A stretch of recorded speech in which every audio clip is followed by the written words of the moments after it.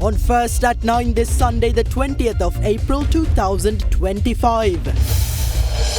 Faith and Justice.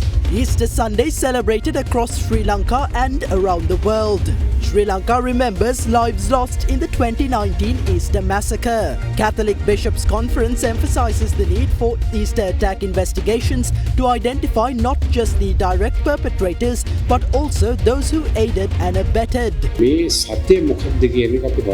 President states that all documents related to the attack, including those hidden by previous regimes, handed over to the Criminal Investigation Department. Heat warning. The Met Department warns of rising heat levels in Sri Lanka, with some areas expected to reach the caution threshold. National pride. The Sri Lankan team returns home victorious from the 6th Asian Youth Athletics Games, bringing home 8 medals and national pride. Chilo Dairy, Sri Lanka Kiren Perata. ඔබේ විශ්වාසය දෙනු සෙන්සුරයින් දැන් ළඟමැති ෆාමසියෙන් ලබාගත හැක. කට්ට පරිස්සම් කරගත්තොත් අපි පරිස්සම්. This is Derana First at 9. Live from Studio 24 in Colombo. Good evening and welcome to Derana First at 9, Sri Lanka's most trusted news source. I'm Derana, joining you live with the latest in Sri Lanka and around the world. We begin with your top story. The special exposition of the sacred tooth relic of Lord Buddha was held for the 3rd consecutive day at the Temple of the Tooth Relic today, with over 150,000 devotees gathering in Kandy to venerate one of the most sacred Buddhist relics in the world. In a show of national unity, mosques in Kandy are providing drinking water and sanitary facilities around the clock for Buddhist devotees attending the special exposition. The special exposition of the Sacred Tooth Relic themed Sri Dalada Vandanava continued for the 3rd consecutive day today at the Temple of the Sacred Tooth Relic in Kandy. After a 16-year hiatus, the Sacred Exposition offers a rare opportunity for Sri Lankans and foreigners visiting the island nation to witness and venerate firsthand the Sacred Tooth Relic of the Buddha. On Friday, the 18th of April, the inaugural day of the exposition, over 125,000 devotees paid homage to the Sacred Tooth Relic until around 5:30 p.m.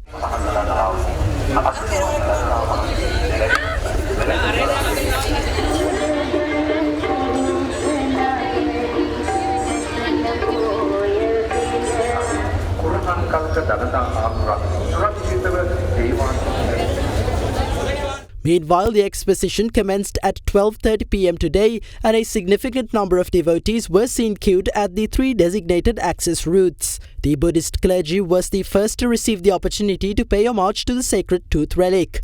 A separate queue was also provided for differently abled individuals to experience the rare opportunity.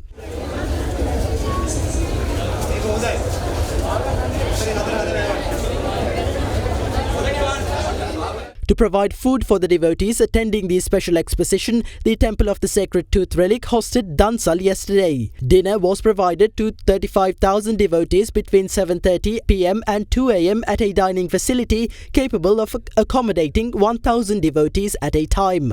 Meanwhile, voluntary organizations and several other groups also provided food for devotees waiting in long queues.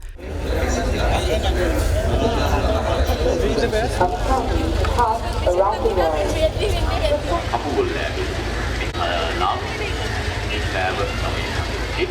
Meanwhile, several mosques in the area are providing drinking water and sanitary facilities for Buddhist devotees visiting Kandy around the clock. In the meantime, District Secretary of Kandy, Indika Udavatta, commented on the measures that are to be taken to expand the facilities for the visiting devotees.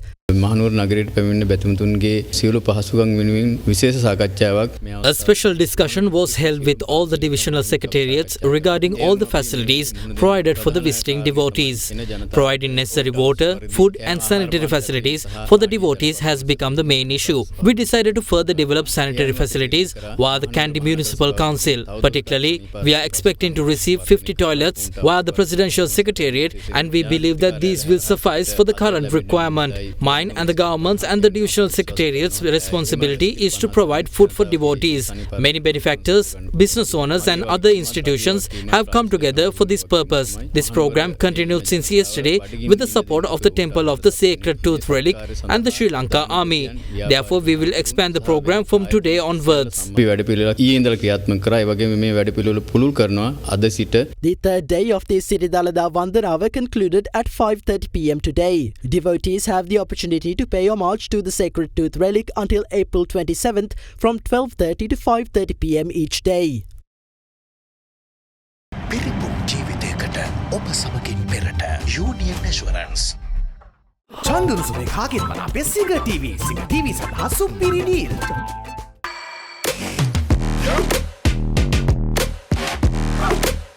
Christians around the world celebrated Easter Sunday today, commemorating the resurrection of Jesus Christ from the dead. However, as Sri Lankans celebrated the holy festival today amid heightened security, they also commemorated the dark memories of the Easter Sunday massacre 6 years ago. Meanwhile, a special program to commemorate the 6th anniversary of the 2019 Easter bombings is scheduled for tomorrow in front of the St. Anthony Shrine in Kochikade.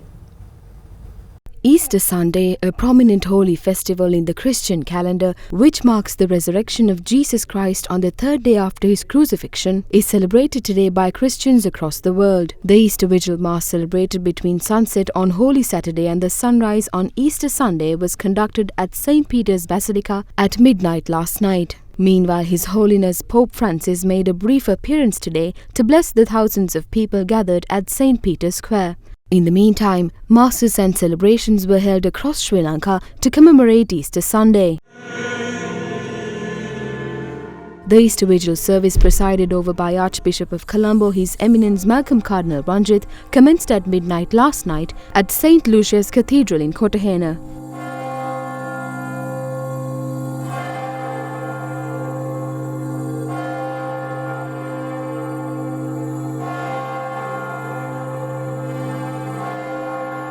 The message of Easter is that hopefulness.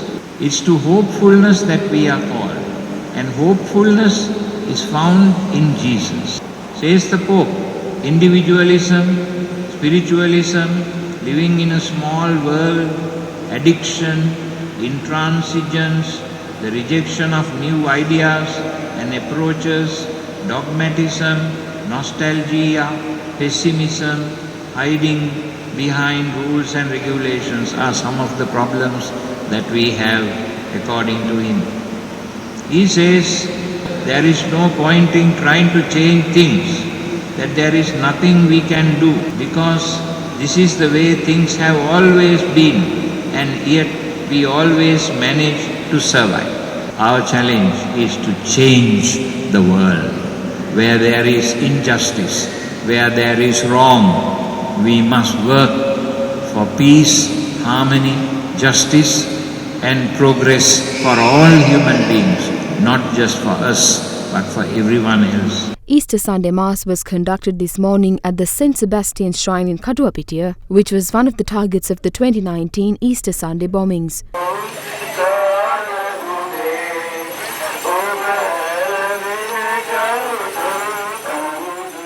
Additionally, holy masses at St. Anthony's Shrine in Kochikade and the Zion Church in Batiklo, two other targets of the Easter Sunday attacks, also commenced this morning.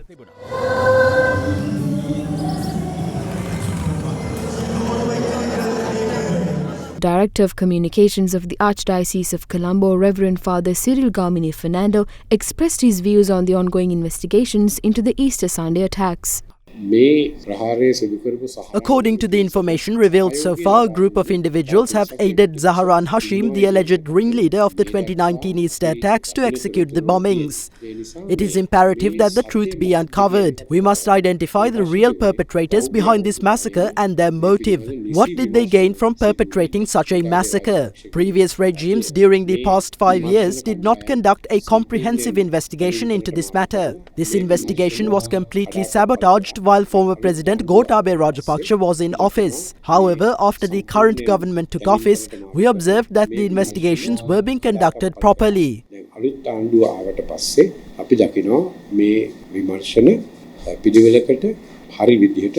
සිදුවෙන බව. Meanwhile, the main commemoration program for the 6th anniversary of the 2019 Easter Sunday bombings is scheduled to be held at 8 a.m. tomorrow in front of the St. Anthony's Shrine in Kochikade under the patronage of Archbishop of Colombo, His Eminence Malcolm Cardinal Ranjit. On the eve of the 6th anniversary of the 2019 Easter attacks, a collective of Sri Lanka's leading Muslim organizations issued a solemn statement of remembrance while renewing calls for justice, truth and unity. The joint statement strongly reaffirmed the Sri Lankan Muslim community's unwavering condemnation of the attacks and those responsible, emphasizing that the perpetrators in no way represent Islam or the Muslim community. Endorsed by over 15 prominent organizations including the All Ceylon Jamaatul Ulema, the Muslim Council of Sri Lanka, the All Ceylon Young Men's Muslim Association Conference and Sri Lanka Jamaat-e-Islami, the statement made a firm and united declaration. The Muslim community, it stated, categorically and unequivocally denounces the Easter Sunday attacks. The terrorist actions were in complete violation of Islamic principles and the community responded with absolute revulsion, going so far as to deny Islamic funeral rites to the perpetrators. Muslim leaders also highlighted the long-lasting presence of Muslims in Sri Lanka as loyal, peaceful and contributing citizens. The statement highlighted that the history of the nation is one of coexistence, resilience and commitment to nation building through times of both peace and adversity. Despite facing ongoing discrimination, injustice and vilification, the statement emphasized that the Sri Lankan Muslim community has consistently chosen the path of peace and patience, never responding with extremism or violence. Reiterating the belief that the Easter Sunday attacks were not only heinous acts of terror but also part of a broader conspiracy targeting the Muslim community, the statement called for the full truth to be revealed and justice to be served. Justice delayed is justice denied, the statement declared, criticizing the fact that 6 years on, the masterminds remain unidentified and many critical questions remain unanswered. The statement also expressed grave concern over the prolonged detention of Muslim individuals under the Prevention of Terrorism Act, often without charge or conviction. Such practices, it warned, only deepen mistrust and fear. The signatories urged the government to ensure that all investigations are brought to a transparent and credible conclusion without further delay. Fast track your career from O levels with eSoft. ඩයිබටිසෝල් සීනිවලින් පරිස්සම්වන ඔබට අමතක නොවන පෝෂණය. Kelani wire කිසිගින්නක් නෑ. කිසිගින්නක් නෑ. Kelani Fire Shield Wire. President Anwar Dissanayake revealed that all documents related to the report of the Presidential Commission of Inquiry appointed to probe the 2019 Easter Sunday attacks were handed over today to the Criminal Investigation Department. The head of state claimed that these documents include those which were kept hidden by previous governments with the aim of shielding the perpetrators behind the massacre. Another NPP public rally themed Outcome is Clear, Victory is Ours, in view of the impending local government election was held in Kaduruvela, Polonnaruwa today under the patronage of President Anwar Dissanayake. Today is Easter Sunday. The most devastating tragedy ever perpetrated to secure power took place on Easter Sunday in 2019. The aim of investigations conducted during the 5.5 years from April 2019 to September 2024 was to shield the true masterminds behind the attacks. The government which was in power in 2019 as well as the government which came into power in November that year had no intention of bringing the perpetrators to justice. Their only intention was to conceal the true perpetrators. It has been 6 years since the attack and 6 months since we took office. We have and are taking clear measures to bring those responsible to justice. A Presidential Commission of Inquiry submitted a report on the Easter attack. However, all of its contents were not made public, nor were they handed over to the CID. Sections of certain documents were redacted when the Easter Attack Commission report was published. I handed over all documents tied to the Easter Attack Commission report to the CID for investigations today. Those include documents which were kept hidden. Had we not taken power, those documents would still remain hidden. We assumed the responsibility of revealing the perpetrators of the Easter attacks, and we as a government should fulfill it. පාස්කු ප්‍රහාරයේ සැබෑ වග උත්තරකරුවන් එළිදරව් කිරීමේ වගකීම අපි බාර අරගෙන තියෙන එක අපි කරනවා. Opposition leader Sajith Premadasa affirms that the SJB is ready to fund the local authorities, which it claims victory in the upcoming local government elections if the NPP government withholds funding. Addressing an SJB public meeting in Nikavaratia, Premadasa emphasized that the president threatening to withhold funding for local authorities in which the NPP does not secure a majority was a blatant violation of election law. Another public meeting of the Samagi Jana Balawegaya in view of the local government elections was held in Nikavaratia Kurunagala under the patronage of party leader of the opposition Sajith Premadasa.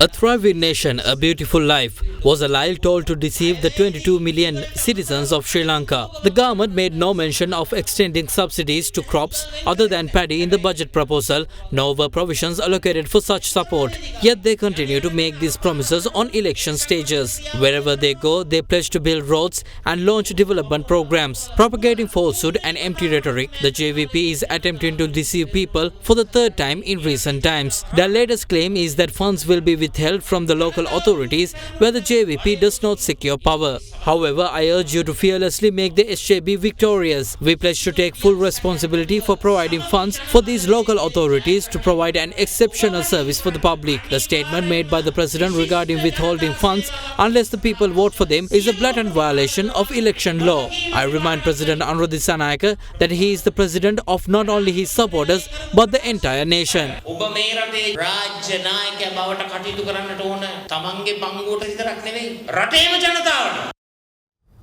Leader of the Sarvajana Balaya parliamentarian Dilip Jayavira claims that the construction of Buddhist religious sites contributes to conserving nature and never its destruction. Speaking at a religious event in Dambulla, Jayavira claimed that efforts to preserve Sri Lanka's Buddhist heritage are now more crucial than ever in the face of negative rhetoric in social media.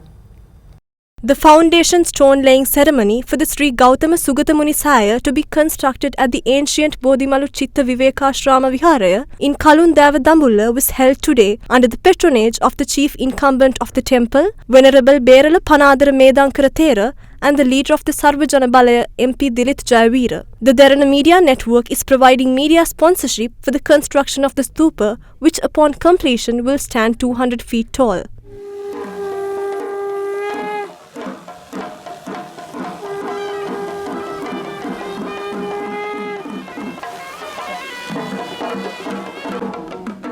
නාමාද්‍ය භාවිතා වුණා නිරාගමික සංකල්ප සමාජගත කරන්න. New media was used to spread atheistic concepts among society. A negative rhetoric began to spread on social media against Buddhism, the religious heritage of our civilization, Buddhist clergy and temples, and the construction of new stupas. It is in such an era that we decided to construct more stupas and temples because the only way to face this situation is to double down on our efforts. Therefore, upon invitations from Buddhist clergy, I personally took an interest in constructing new stupas. Historically, stupas were constructed at scenic locations which, instead of damaging the environment, contributed to preserving it. Lord Buddha's philosophy was one that focused on protecting nature. It was he who introduced the ideology of preserving all living creatures. This non-violent ideology of preserving flora and fauna will only contribute to conserving the environment, never destroying it. පරිසර සුරකුමට හේතු වෙනවා මිසක් කිසිම විනාශයකට හේතුවක් වන්නේ නැහැ. With that, here's a look at some thoughts shared in the political arena today regarding the investigations into the 2019 Easter Sunday attacks and the arrest of former parliamentarian Sivanesature Chandrakanthan alias Pillayan. The report of the Presidential Commission of Inquiry is available in the Parliament Library and it was tabled in Parliament. Did the CID have to wait for this long to enforce the law? The Commission report comprises 60,000 pages. Since the government handed over the Commission report only now, this government's term would be over by the time the CID reads all the 60,000 pages. We requested that the government reveal the savage mastermind behind the Easter Sunday attack without putting on a show. මහමොලකරු අල්ලලා දෙන්න කියන අපි ආණ්ඩුවට කියනවා නිකන් රඟපාන්න නැතුව. සාරා Jasmine පිළිබඳව පෞගිය කාලේ මේ ආණ්ඩුවේ ඉන්න ඇමතිවරු Parliamentarians of the current government on multiple occasions stated that Sarah Jasmine might be seeking refuge in India. The government is working closely with India. Did investigative teams of the government question India on Sarah Jasmine's whereabouts? Uncovering the mastermind will be easy if Sarah Jasmine is located. හොයාගන්න ඉතාම පහසු කාර්යයක් වෙනවා. දැන් අද ඔය පාස්කු දවස Today is Easter Sunday. The president stated yesterday that certain information cannot be revealed. However, those who did not speak before are now willing to talk. Those who were least expected to be involved are revealed. Yesterday, the president stated that all information would be revealed in the near future. If the president is aware of who the mastermind is, he should have revealed it the moment he received that information. He shouldn't have waited for an auspicious time to reveal it. There is a specific day which they have planned to plant this piece of news in accordance with their election campaign and political agenda. ආසාද් මවුලානා කියන පුද්ගලයානේද ප්‍රංශයේ ඉන්න Azad Maulana, who is currently in France, publicized a video which states that Pillayan is connected with the Easter Sunday attacks. Who panicked the most when Pillayan was arrested? It was Gamman Pilla, better known as Gamman Pillayan. The next person was Ranil Wickremesinghe. He must have assumed that this government functions like the previous government. He called and requested a conversation with Pillayan. That is how things worked before. You can't play the same games with this government. ඒ ඉස්සර රනිල් මේක ඇතුලේ සෙල්ලම් දාන්න බෑ. The statements made by the police and the Minister of the Apprehension of Pillayan are contradictory. The first question is, who is telling the truth? If Pillayan had stayed in the LTTE and sought asylum alongside the rest of the diaspora, he might have become a hero to LTTE sympathizers. However, instead of doing that, he helped Sri Lanka end the civil war. Now he is being branded a murderer by the government.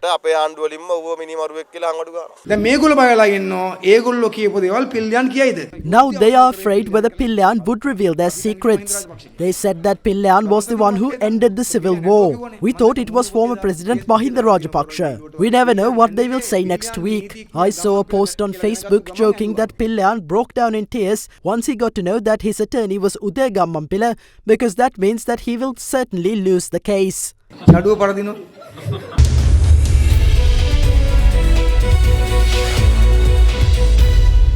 The Sri Lanka Transport Board has generated nearly 1.3 billion rupees in revenue during the 9 days from the 10th to the 19th of April. Speaking at a press briefing today, the SLTB's transport manager H.P. Adilaka stated that special bus services will continue to operate for commuters returning to Colombo after the Sinhala and Tamil New Year. Furthermore, he stated that a 24-hour bus service is already in operation and added that a special bus service is arranged for devotees attending the special exposition of the Sacred Tooth Relic in Kandy, with nearly 150 SLTB buses deployed on the Kandy-Colombo route. Accordingly, the SLTB's income is expected to increase further in the coming days.